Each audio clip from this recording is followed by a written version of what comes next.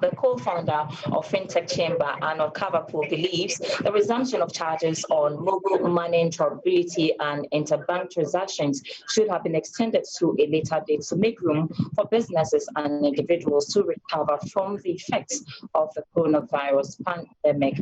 The waiver on these charges expired last weekend. Let's now engage Arnold via Zoom to tell us more on this request or proposal that he is making. Arnold, thanks so much for joining me this afternoon on Markets, please.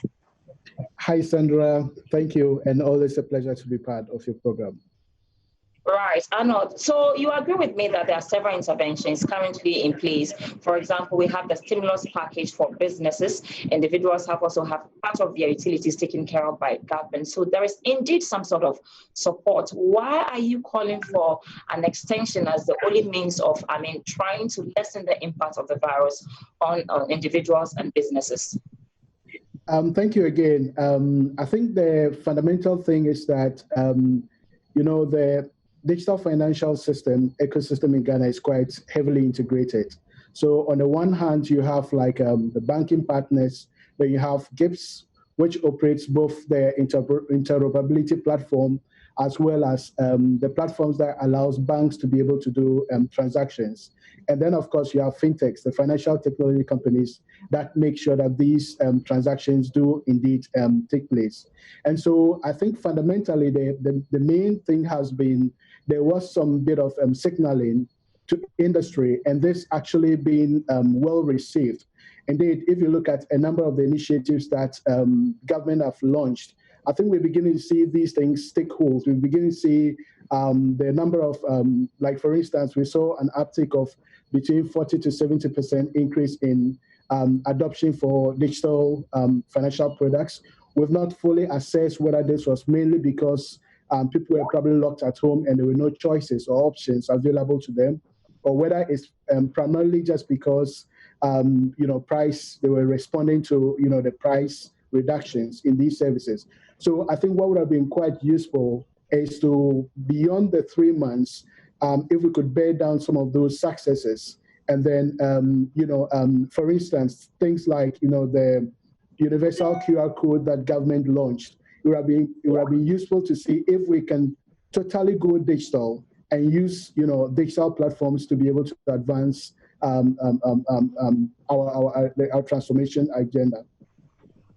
Arnold, is that an admission that the waiver helped in so many ways, and so extending it will further boost businesses and then also help individuals deal with the impact of the virus? That is absolutely accurate. And indeed, I think if you look at the approach of government from the beginning till now, they've taken digital as the way to go. And these things are absolutely important because you look at the transaction cost of fiscal money, you look at even the cash as an agent of spreading coronavirus itself is a big constraint. So if this was the opportunity for us to be able to, for once and for all, just drive home digital channels and say digital is good as gold and is good as cash, and that indeed people could just rely only on these services, I think that would be that would have been like a great idea. I'm not saying that we've not achieved success, as I've said. We've seen uptake grow significantly during this period. I think what would be important is to see this streamlined and not just a one-off activity, and then suddenly people go back to business as usual. I think that, for me, is the biggest risk that we take when we begin to say, okay, we are de-emphasizing digital channels and those things that used to be the main incentives for people adopting these channels. We're taking them out, and it almost creates the impression that this is no longer a priority. This is no longer a focus. Arnold, well said. I'm sure you're just fighting for businesses and protecting the consumer. But have you also considered the trouble government is going through, having to bear all this cost? COVID is having a toll on us, and the health sector needs some sort of support. Testing people is free, and so with all this on the table for government, have you considered the impact? And mind you, revenue is also not coming in because our borders are closed. Goods are no longer coming in the volumes that they used to be. So Is this not too much, even though you're trying to protect the businesses that will bring in the revenue anyway? I mean, absolutely, you make an important point, and I think the burden is shared also amongst all the participants in this. Indeed, for any business, there's a commercial consideration that needs to be made. People are taking haircuts.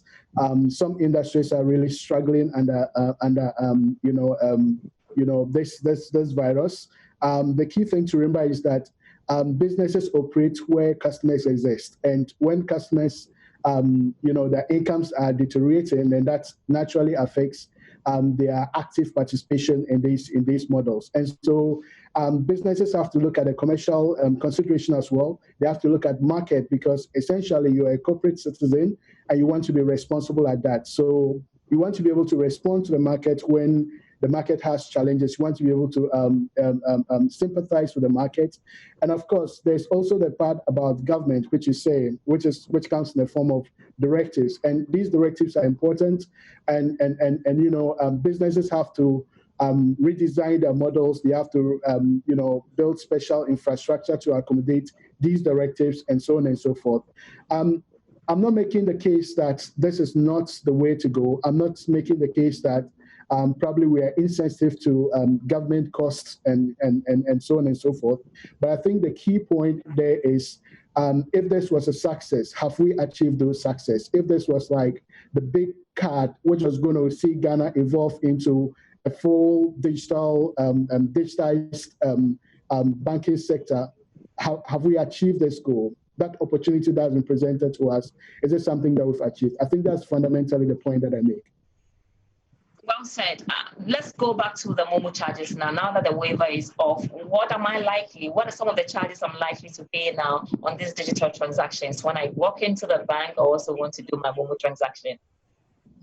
I think the real implications of that would come to a business decision, right?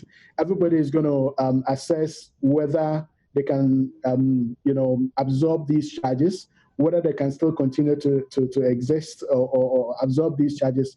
That's relevant because, again, when you look at the reasons given by GAFES, they talked about sustainability.